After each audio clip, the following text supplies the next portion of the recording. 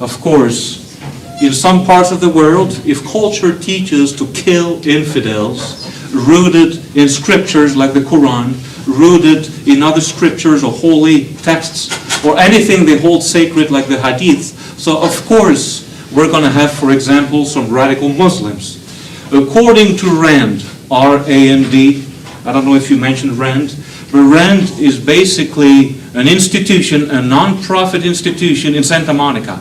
Since 1972, RAND has studied terrorism trends. According to RAND, 96% of terrorism is Islamic terrorism, 96%, which means that only 4% of terrorism is non-Islamic terrorism. So why? Why do so many Muslims, relative to other religions, want to kill us? The answer is easy, very easy. It's 7 letters, culture. What I've given you so far is social glue, a blueprint that's anchored and planted on your brain. And there is a place in the Middle East where culture is enacted through classes, and it's an Islamic school. It's called a madrasa. And a country like Pakistan has 40,000 madrasas, 40,000, serving millions of students. So of course you're going to have more terrorists there than in other places on earth. Places like Pakistan, Afghanistan, and the Maghreb, and you mentioned Al-Qaeda. And now Al-Qaeda is actually planting itself in northern Africa. And they say that the head of Al-Qaeda is in Algeria, the body is in Mali, and the tentacles are in Nigeria and Libya. Because most of the people there are Muslims, of course Al-Qaeda will find its place there, and they will play up that cultural aspect of life, which will shape minds and, sadly, future killers. It's the idea. Because we have culture, we have symbolic interactionism. I'm in the School of Communication, so I like to use a lot of communication theories. And what culture teaches us is that we learn how to communicate, we learn how to write, we learn things through a theory of communication called symbolic interactionism, which says that in America this means victory. That's what my culture teaches me. That's symbolic interactionism. In other cultures, they have other signs that we don't know. So imagine that symbolic interactionism from the cradle until you're an adult teaches you to hate. Let me give you an example, okay? The Quran uses the term jihad 41 times. Jihad, holy war, and the idea of killing infidels, that's being used in the Quran 41 times. That's an example right there. There was a Pew poll that was conducted in Lebanon, in countries like Jordan, countries like Saudi Arabia. In Lebanon, for instance, more than 70% of the people who were polled believe in suicide bombing. That should be justified. The cultural worship of Osama bin Laden, and we never hear that stuff in the media, how people worship bin Laden in the Middle East. There was a Pew poll in Jordan about how they feel about bin Laden. 60% of the Jordanians think that bin Laden was like the rock star from Mars. He was their descendant, ready to kill, and everything he did was justifiable. In Pakistan, 51% of the people there were supporting Osama bin Laden. Can you see how culture can shape minds? In those countries, they have candies wrapped with bin Laden's face on it. They have T-shirts, they have CDs and DVDs about bin Laden, just extolling the virtues of Islam and how it's normal to kill, how it's acceptable to kill. So it really becomes capital, cultural capital. See, cultural capital is anything that the culture produces, cultural assets. So in our country, cultural capital is American Idol, and as we know, more people vote for American Idol than they vote for politicians. That's our culture. I'm being zany, I'm being facetious. In other cultures, of course, things can go well, cannot go well, but you know what I mean. It's a cultural worldview that really tells people how to think. Now, in our culture, what has changed, as you pointed out, is political correctness. Why don't we call a spade a spade? Why is the Fort Hood shooting workplace violence? If we keep going that path, Pearl Harbor will be workplace violence. Hopefully that ain't going to happen. Things have changed in our culture, and hopefully political correctness will go away. I call that cultural Marxism. See, I'm from Belgium, by the way, as you can hear. I don't sound like an Orlandoan. Right? In my country, in the country of Belgium, all the news stations, all the media outlets are owned by the government. There is no freedom of speech. Every time my mom will post something on a website, like the local newspaper, they will erase it. You're telling the truth. Fortunately, even though we have political correctness, let's face it, we still have Fox News and Michael Savage and Rush Limbaugh. You may not agree with them, but America really is one of the few countries that really has freedom of speech. All you have to do is take a 5-hour flight. Let's go north. Let's go to Montreal or Toronto. In those places, there is no freedom of speech. In 2011, and that's part of their new culture, in 2011, they passed a new law, a new federal law in Canada. Anybody who tells the truth, anybody who just criticizes any religion, Islam, Buddhism, Christianity, will receive a fine. And if the person refuses to pay a fine, will go to jail. It's not happening here yet. Maybe our administration is trying to pass that policy. Hopefully it will not succeed. I'm telling you, America is the last bastion for culture and freedom of speech. Now, going back to the outline, I digressed a little bit, but I had to share that with you. Going back to the outline, there's something called uncertainty avoidance and collectivism. And those are two cultural ways of life that a lot of terrorist groups live by. And there is a documentary on radical Islam called Suicide Killers. It's on YouTube, Suicide Killers. And basically, that documentary is 60 minutes and will answer most of your questions as to why we have so many people hating us. It's culture. And part of their culture is that life on earth is uncertain. Just, of course, poor economic conditions and misery. And life in paradise is very certain.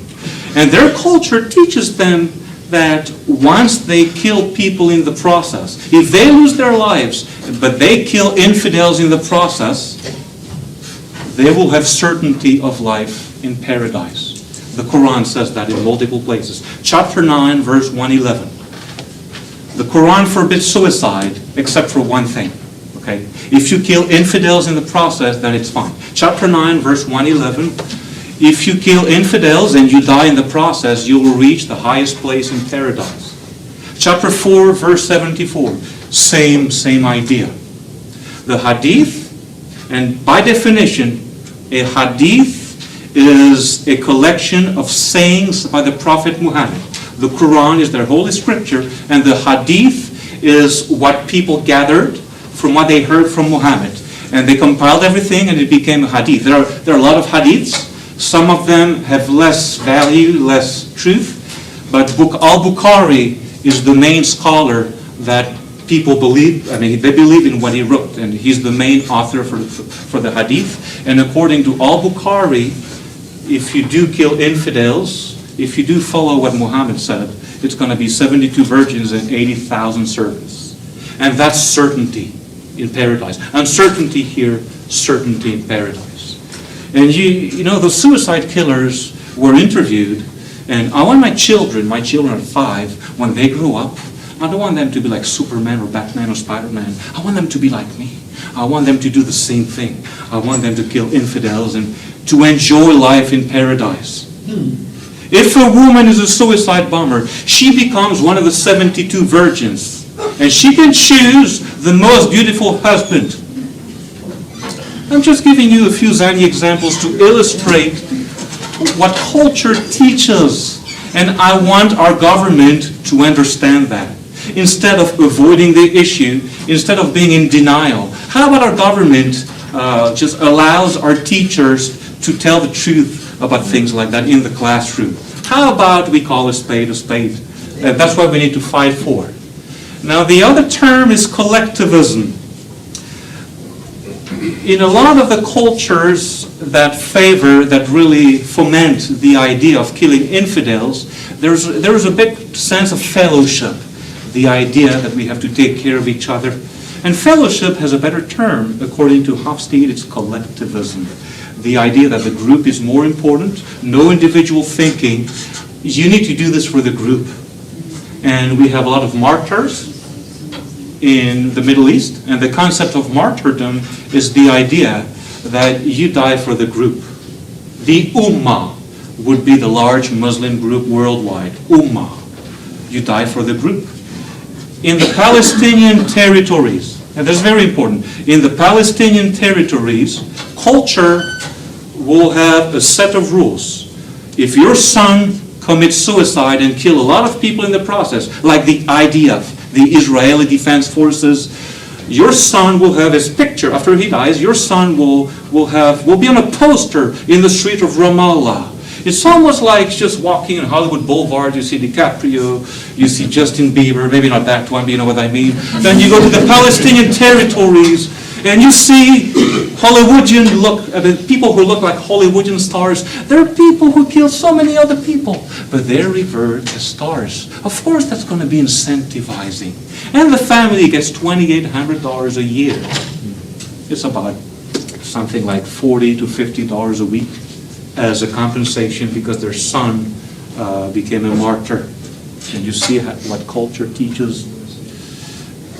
In conclusion, if I can put it that way, there's really a clash of civilizations between their culture and our culture. It's really a war of ideas. The term clash of civilizations was actually coined by a brave professor from the East Coast who passed away, Sam Huntington, in the mid-90s. And really, Islam and the West are incompatible. If Islam teaches this and we teach that, how can we join forces? How can we agree on a lot of things? Now, don't get me wrong, there are some cultural Muslims. They're not the problem. They're not the solution either. When was the last time you heard a cultural Muslim criticizing a radical Muslim? When was the last time you had a cultural Muslim complaining about the Benghazi fiasco? I want to hear them. Then I'll give them $1 million. It's a safe bet, it ain't going to happen. And really, it's a clash of civilizations, a war of ideas. If jihad is mentioned 41 times, you've got the picture right there. If they want to impose Sharia, which is Islamic law, if they want to impose Sharia in all the places that they conquered, how can that be compatible with the Constitution? Where I come from, in Brussels, Belgium, there are more Muslims than Christians, Jews, and Buddhists combined. In 1974 in France, in 1974 you had one mosque, the Great Mosque of Paris. As of 2013, you have 2,300 mosques. So the number of mosques in France has increased by 23,000%. You have the beautiful Cathedral of Cologne in Germany. Now, next to the beautiful Cathedral of Cologne, they're building a mosque that's going to be twice as large and twice as big.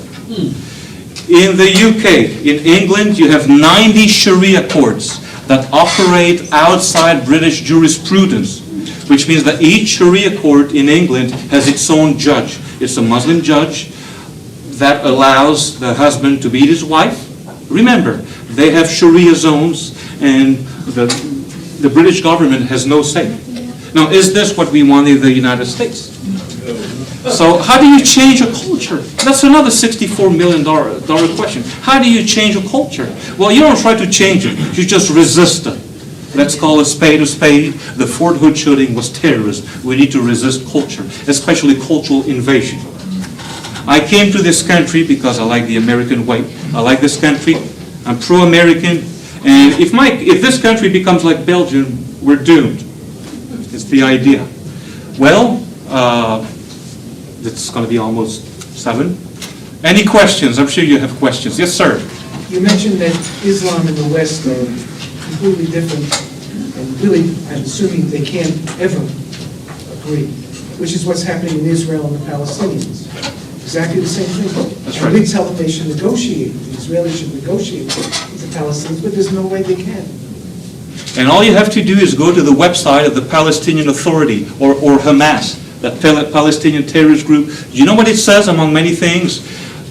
Our mission is to push the Jews into the sea, the Mediterranean Sea. So how can you negotiate with them?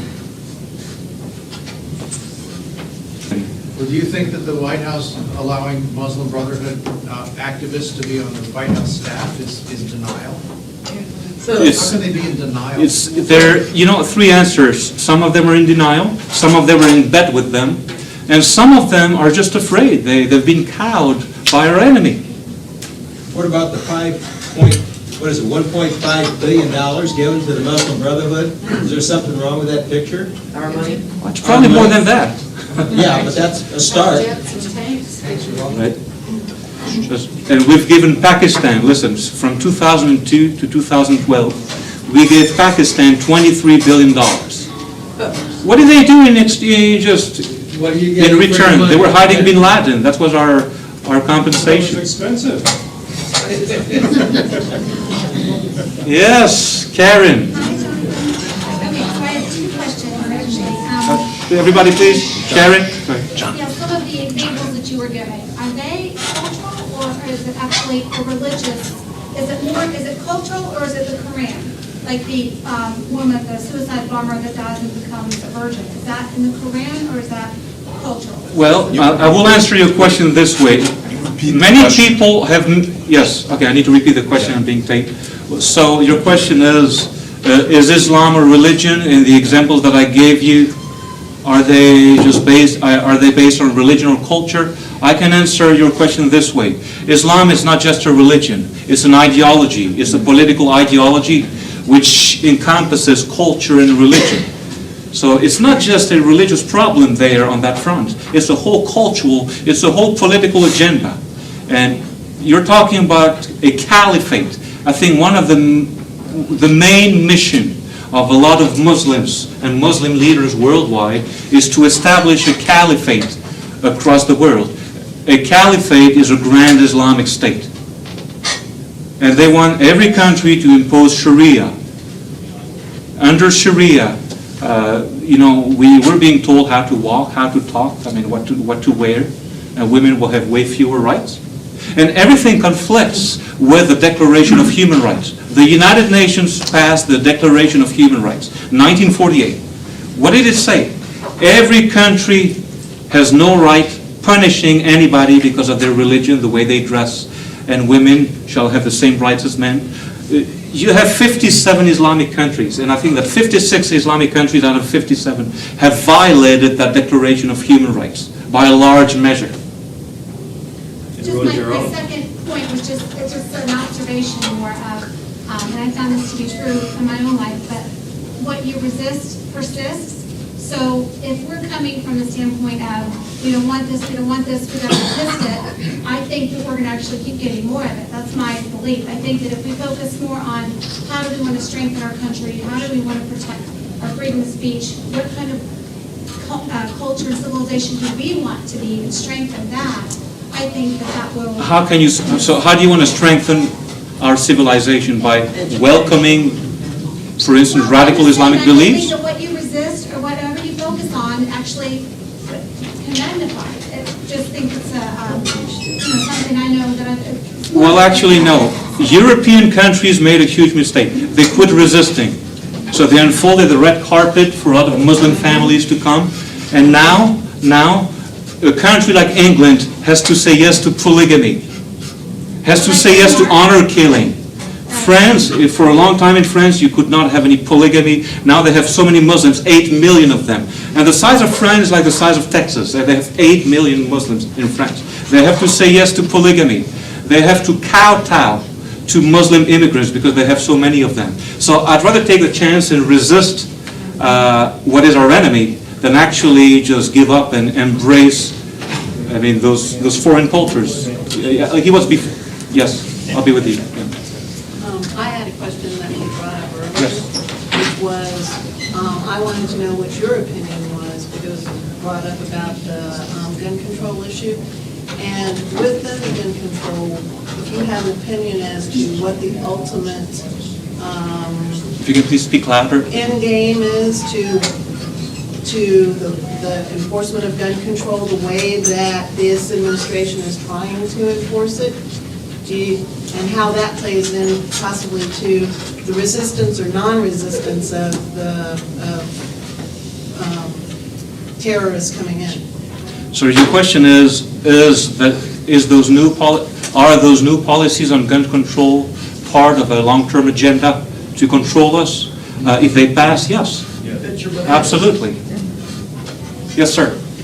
Well, listening to your talk and Sandy Adams probably testified in the halls of Congress, the word republic is said once a day with Pledge of Allegiance.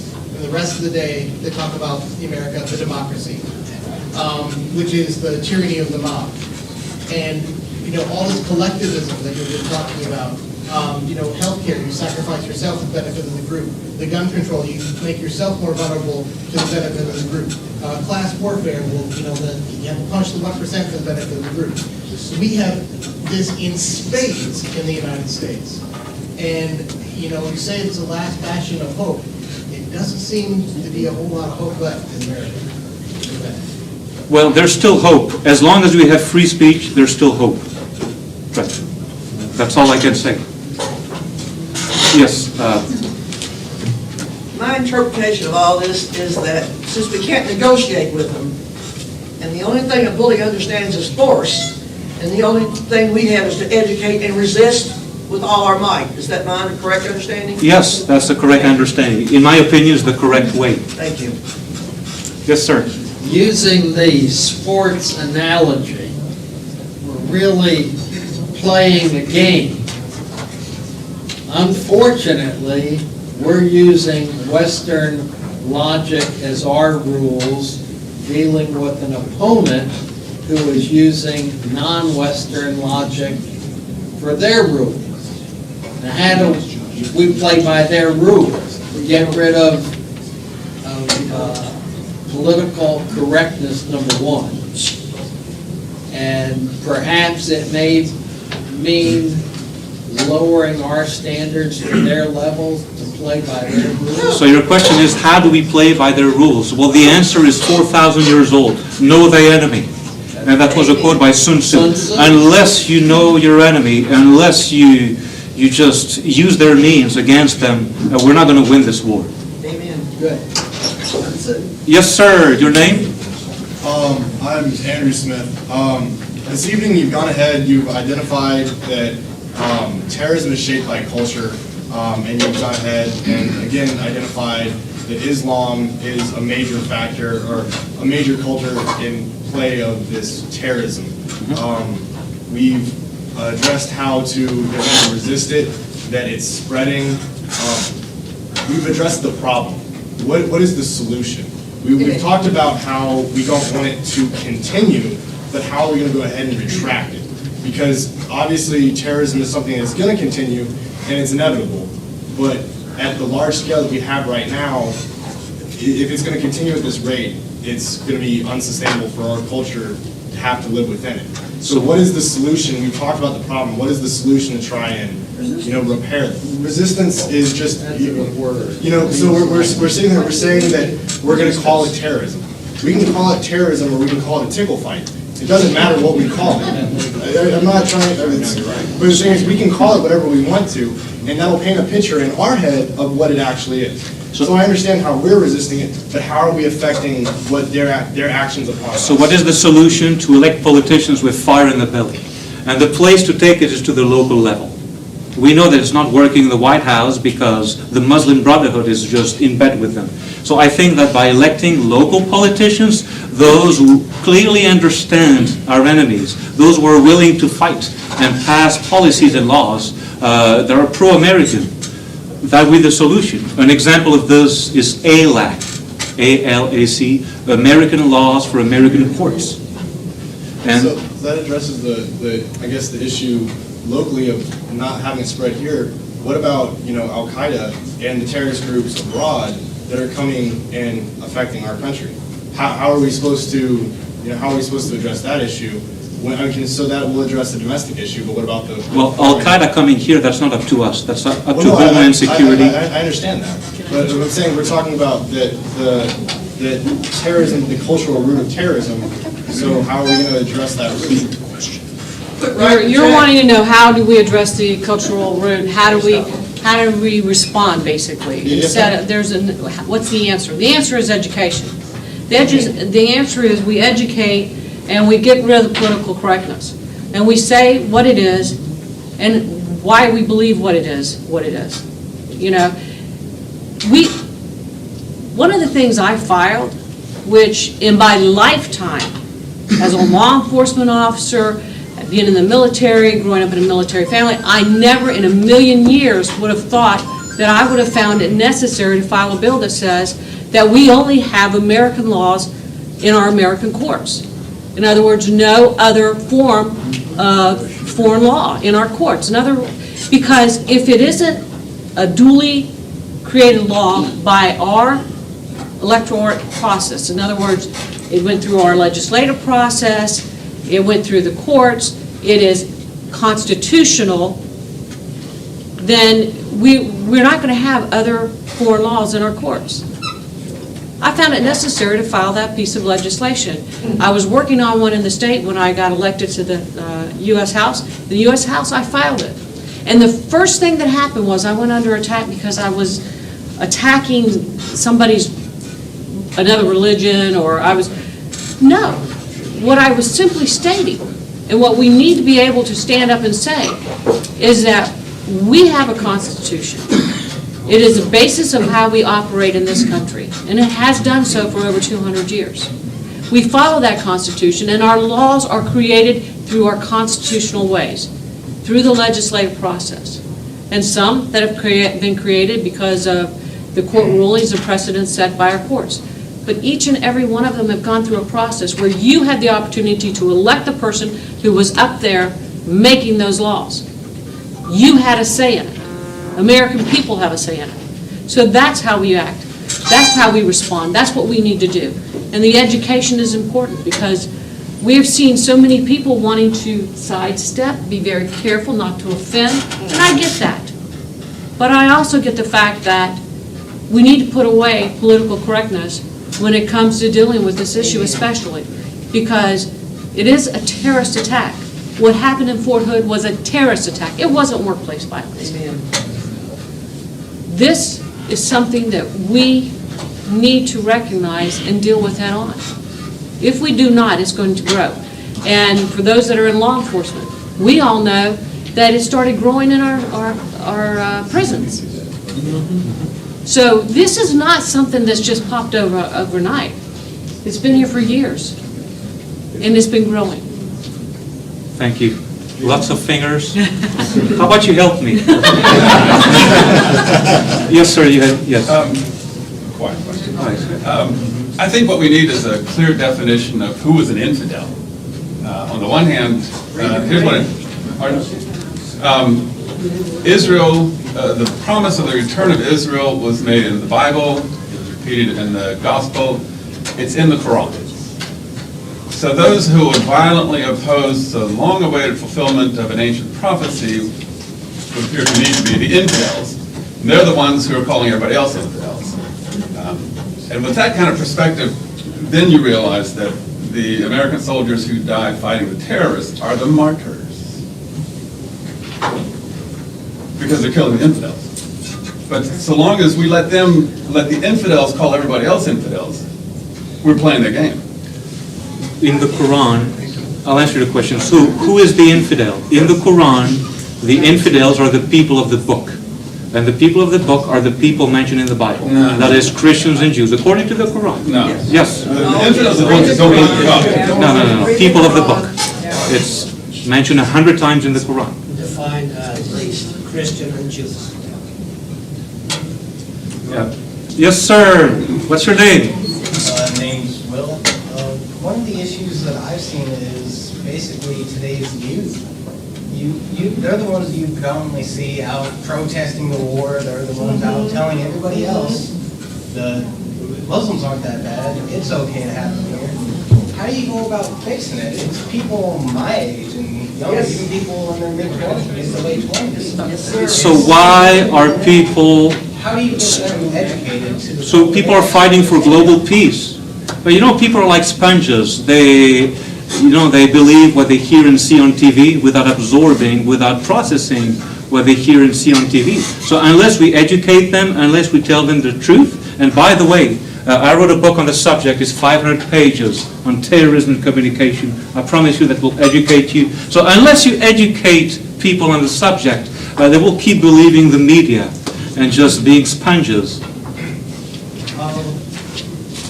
It's like a comment my dad just made. When I was in high school, they didn't even teach the Constitution anymore. I took government and everything, and we just did a broad overview of it. We didn't actually go in depth. Is it because teachers have no say, or because they have just to follow an agenda? They have a view on everything. They don't see things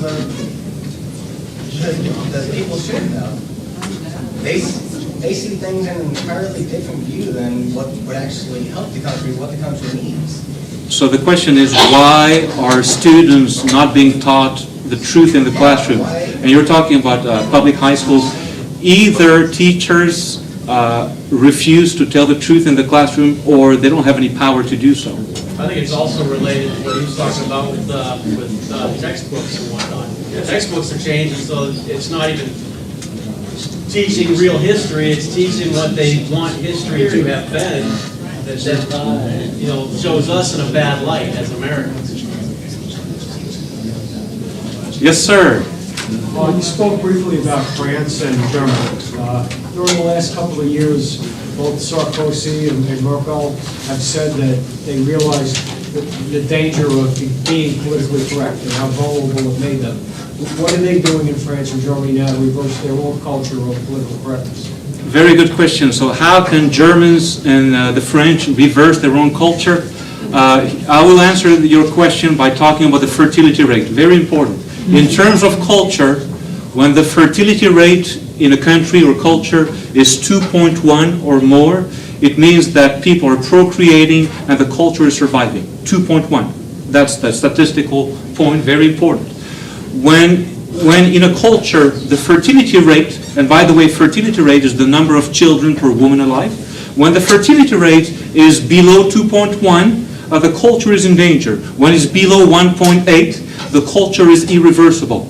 The fertility rate in Spain is 1.3. In Italy is 1.5. In France is 1.8. So this is what I gave you a statistic about half an hour ago. 54 million Islamic immigrants are living in Europe. In a lot of European countries, their culture is irreversible. It's impossible to reverse. The German government, a couple of years ago, admitted that Germany will become an Islamic republic by 2050. Unless they resort to a civil war. Unless they have more kids. I'm serious. All right. In Spain, they have check baby checks. The Spanish government is incentivizing people to have babies so that Spanish culture will not die out. It's not working. But aren't they giving a check to everybody? 2,000 euros, have babies. That should be incentivizing. Yes. Yeah, the question, with Islam, it hasn't been hijacked. So Islam is a problem. Now what can we do then to change their culture? We know what we can do for us, but we still need to change their culture. So how can we change Islam? See, the answer is this: how can you change a movement in which you have 1.5 billion members? It's impossible. We just have to resist it and just elect people who are willing just to resist it and just be pro-American. That's the only answer. We're not going to change Islam. Okay. Amen. It's really important to point out that there is definitely a distinction between mainstream Islam and radical Islam that I have not heard anybody acknowledge in this room tonight. And I find that really disturbing because there are millions of Muslims in the world who believe in peace and who want to live side by side. And when you talked about the infidels in the Quran, the infidels in the Quran are non-believers. So there are millions of Muslims who are willing to live side by side with Christians and Jews. And that it really bothers me that we're sitting here in a room of an institution of higher learning, and people aren't addressing the fact that there is a clear distinction between what's Islam and what's Islamist. Well, I addressed it. I'll answer that. I addressed it in my presentation. There are a lot of cultural Muslims. They're not a problem, but unfortunately, they're not the solution either. When was the last time you heard a cultural Muslim criticizing radical Islam? And a lot of them, listen, a lot of them don't even know the Quran. When I talk, when I discuss the Quran with them, the conversation lasts for 2.5 minutes. They just know the tip of the iceberg. And as you know, 90% of an iceberg is submerged. They can see the forest, but they can't see the trees. So that's the problem. Can I say something? Yes. And I want to say something, because I know that a lot of people here don't believe that Islam has been hijacked, but I said it in the beginning. I believe that the radical Islamists have hijacked Islam. And I said that in my very beginning, because I believe that. I truly believe that there are those who are of a different faith than they're Muslim, that aren't out to harm other people. But they are concerned that if they speak up, they may be punished by these radical Islamists. Because, you know, like any other religion, if you are not with them, then you are against them, is the radical Islam's way of doing things. And so, yes, and so that's what I meant when I said, you know, you've got a group of people. What is the Quran about? Like, if I want to know what is Christianity about, I'm going to go read the Bible, and I'm going to know what is the message of the Bible. So if I'm really a Muslim, if I truly am a Muslim and I read the Quran and I follow the Quran, what does the Quran say? So that's why I think that the whole being relative and everybody's got to, you know, be not be politically correct. But I'm saying that if you're really a Muslim, whether you're radical or not, if you read the Quran and if it, you know, is saying if you're an infidel, then you need to be killed, then how can that be peaceful? How can they live side by side like that? That's where you have the influences of some of the madrasas, which is a term that's back in the sheet. But that's where you have the street radical clerics. Because something you didn't address in your presentation that I think is really critical is the socioeconomic status of a lot of the young men that you talked about. You see a lot of the young men and even now young women, they're young, unemployed, disenfranchised, and so they have this sense of belonging. You know, when they go to these madrasas, people are giving them value, and that's where they find their value. And that's really a critical element. But in that same argument, you now have given a reason for someone to become part of a gang. That's right. And so, what is a gang? It's a criminal element. It's terrorist. Yeah, I've studied. So, you know, Can you repeat the question, please? What she said was that because of their socioeconomics, because of different things involved in their, and that's an element of it.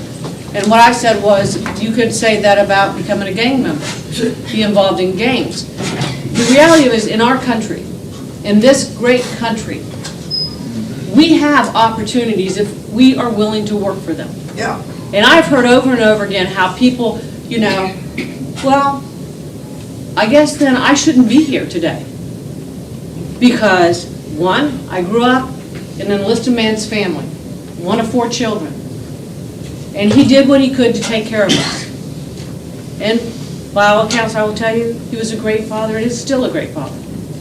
And he taught us all that we could be or do anything we wanted, as long as we were willing to, one, work for it.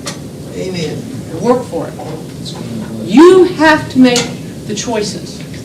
I can give you the foundation, but you have to make those choices and you have to be willing to work for it. I found myself a single parent.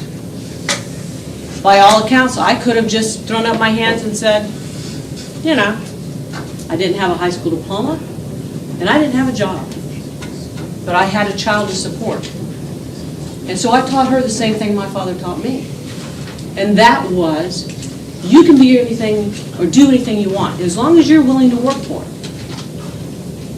So, Amen. I went out and got my GED. I put myself through the police academy at night while working during the day, and I became a police officer. And I took care of my daughter. And by all accounts, I could have been one of those people that everybody likes to talk about.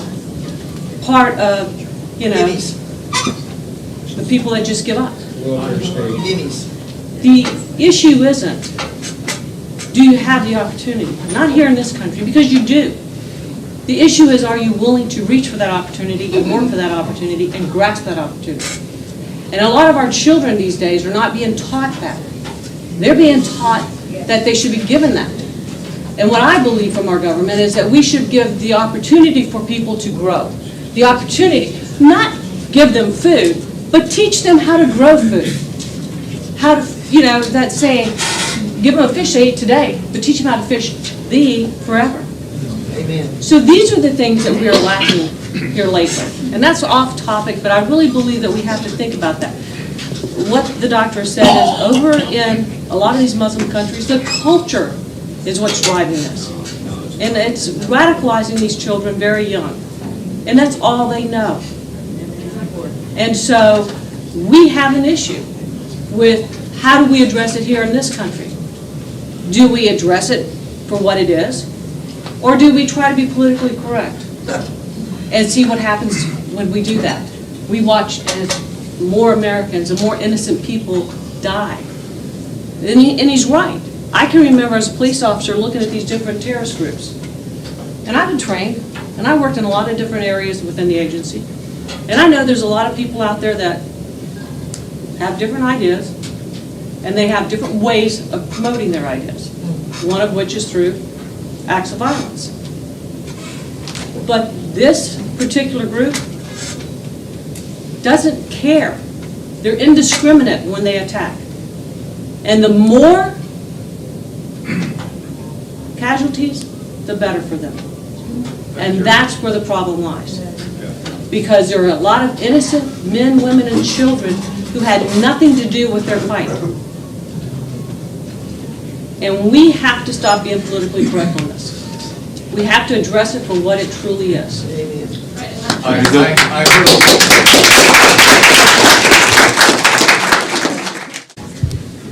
And I think we're now at the point of the program where the good doctor is going to be doing a book signing. He's got his books here, so please, everyone, stop by and chat. Let's give the doctor a round of applause.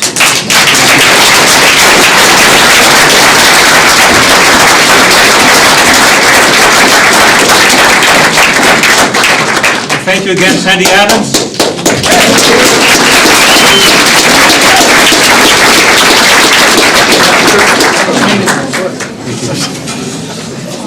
You ready for your book signing? Thank you so much. Nice to meet